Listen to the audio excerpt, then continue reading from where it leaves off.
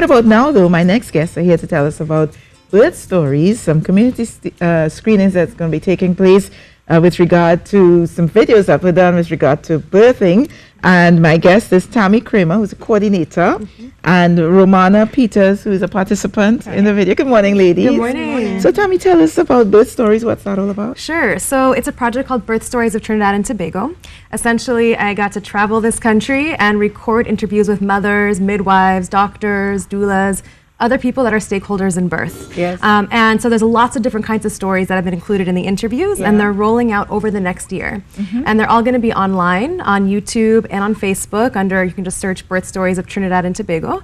And the idea is that it's going to reach women, families of childbearing age, families considering children, with information about what kinds of options they have in Trinidad and Tobago. And that's really one of the biggest findings that I really would love to drive home. Is the amount of options that are available that a lot of people don't know exist. So where are you from originally? So I'm from Los Angeles originally. Yes. I've been here since January. I'm on the Fulbright grant from the US. And what made you want to choose Trinidad and Tobago to do this? This is always the question. I love it. So it actually was the organizations here that I ended up partnering with that were interested in what I had to offer. So I was searching for organizations working in maternity to offer my media skills. I found Mama Toto Resource and Birth Center. I found the Trinidad and Tobago Association of Midwives, WMANTRA, Institute for Gender and Development Studies at UE. So all these organizations, contributed to the building of this whole project and have been along for the ride. So it was their support that really allowed me to choose Trinidad. So you're a filmmaker Yes. from LA, but this was your topic that you were working on that Correct. brought you here. Yes. All right, and that's how you met Romana, who's a Yes. participant. Yes. So Romana, does that mean you just gave birth to a bouncing baby, or Well, how was it that you over a year ago. participated? Yeah. So I have two boys, Yeah. right? And one is 3, one is 1. But it was, I think, when Tammy came to me, she was like, hey, I'm looking for persons who just have babies recently, just in the zone right now. And I think you're an ideal candidate. I'm like, Andy, hey, I'm up. And so I gave birth to my 2 boys, both at Mama Tutu. Right. And I did natural childbirth at Mama Tutu. And when she told me that, I was like, Tammy, I think this is so gearing because I think we're not getting persons the information that we need in terms of your options available. What do you have? And I'm not locally born here. Yeah. But I've been 10 years and I'm like, only the hospital? Let me just do a little Google online. And it's just an old clipping from maybe 2010 that I saw Mama Tutu. And that's how I ended up going to Mama Tutu. So at Mama Toto, did you use the childbirth in water, or I had 2. The first one I was not able to have the water birth, but with my second one I was able to have a water birth.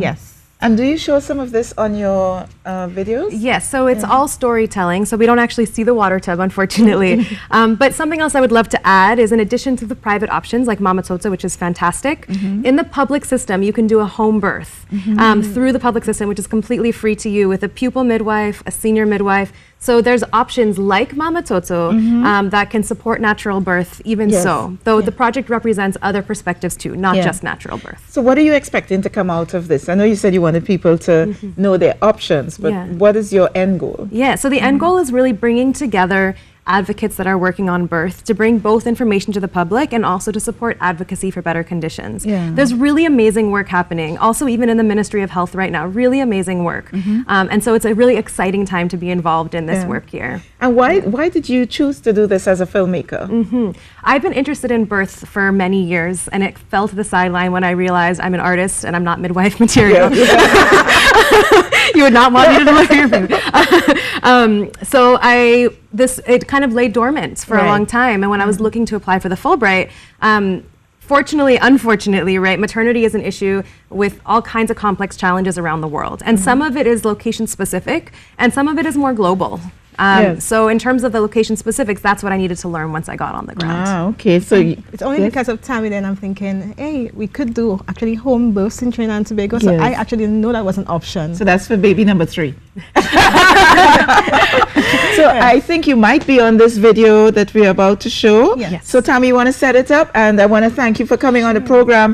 Thank you very much, Tammy Kremer and Romana Peters for the project Birth Stories. Set it up and take us through. So what you're going to see is a teaser for the project. You're going to see lots of different voices. There are community screenings happening over the next few days, so you'll get a sense of that. Okay. There's a lot going on in Trinidad. Don't study what all of these gurus on parenting and motherhood have to say about anything. Because everybody's experience is different. What works for you might not work for me. It is so not like it's in the movies. Don't sprinkle roses and tulips now. I want the nitty-gritty. I want to know the reality. We had been there for hours. I feel like this Amazon woman having to like give birth. Baby has to come out now. Induce me, do whatever you gotta do, just get this child out to me, okay? You hear natural birth and you thinking some haystack somewhere, right? And it was like the total opposite. I had to realize that no, we are not having this baby. A woman is having this baby and she is the one to decide. Pregnancy, they say, is not an illness, and so we don't approach it that way. It comes back to so much of our other choices in life and so many things related to the agency we have concerning our bodies, you know, to just ask yourself, what do you want? Supporting women's decisions and trusting women's instincts around the experience that they want to have and need to have is very important. You see this little individual coming forth and then you hear the cry, joy. To cut the navel string. Oh gosh, you feel like a big man, eh? A big man, yeah. And then the next time around to hold Felician actually. And you know, she just be attached to me. Persons want to be heard, persons want to share their stories, but half the time they don't know who's willing to listen, right? And maybe if we, as we go through these different emotions, we share our stories with other people, at least empowers them to do the same for others. Like, you know, just to continue the cycle of just helping other women, really and truly. What is the word I'm looking for? Sorry, pregnancy brain.